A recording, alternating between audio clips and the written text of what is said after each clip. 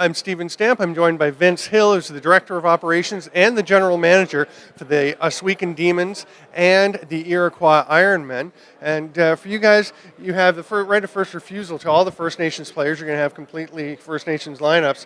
So the process is a little different for you, but still, you had to work between the two teams. And how is the process for you being at the draft and making these rosters? It was interesting. Basically, we took a lot of advice from our coach with the Demons as well as the assistant GM, and they pretty well conducted the draft with for Oswegan, and I did the player selection for the Ironmen. Now, I noticed there's a lot of Hills on one team, and we had a few names cropping up in the other. Was there sort of a intentional attempt to try and keep some players who are related together? No, not necessarily. There's a lot of those hills aren't even related together. Yes, so I know I've only got one relation there, and all the rest are different families altogether. So, yeah, that's just the way the draft went.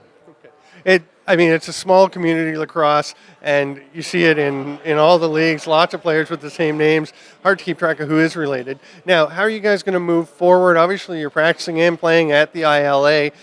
When do you think you'll start your practices?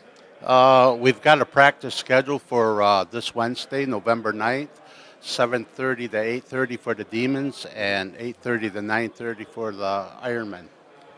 Now, do you envision any kind of fracas between the teams at the changeover, or are you going to keep them separated?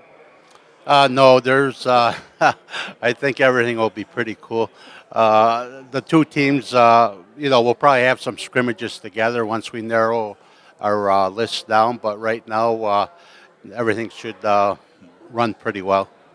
Now, going through the list, you look at it. There's a lot of talent on your two teams. A lot of the guys that are known, especially a lot of guys known for their offensive flair. How do you feel like you're set up defensively? Well, it's a totally different game. Our selection process, and went over it with the Demons personnel as well, is more of the transition game. So guys that are strictly offensive, it's going to be really difficult for them to, play with us, to be honest with you. We're kind of geared more for the defensive players, but, there could be some surprises there with the offensive guys. But that's what tryouts are all about, to give everybody an opportunity. One guy that I was really impressed with at the Combine and in the summer playing with the St. Catherine Saints was Dustin Anticoke. I think he won every face-off I saw at the Combine, and he looked to do it easily. He's about this tall, but he seems to be fearless and very talented, and I talked to him. He's very excited about playing. Yeah, he's always played that way. Dusk is a little spark plug no matter where he goes, and and he can play the game both ways. He's small as he is. He's a tenacious checker. He doesn't give up on his check. Offensively, he can score goals, and he's been known to score some big goals for all the teams that he's played with. So we're very happy to have him with the Ironmen.